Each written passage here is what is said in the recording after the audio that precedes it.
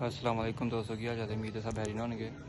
जिस तरह कि तुहानूं दस्सिया सी कि इतवार नूं 2 बच्चे अज बाहर रह गए सन ते 2:17 ते एक बच्चा आ गया वे। देखो यह बच्चा बैठा है, 2:17 ते बच्चा आके बैठा। सुबह 7:30 बजे तो उठिया सी ते बारिश तो बाद आके बैठा। एक बच्चे की उम्मीद ला के बैठे हैं उन्होंने, वो भी माशाल्लाह वैसे बहुत पक्का है। अगो देखने जो साढ़े नसीबों। ठीक है, अस्सलाम वालेकुम, तो याद रखियो।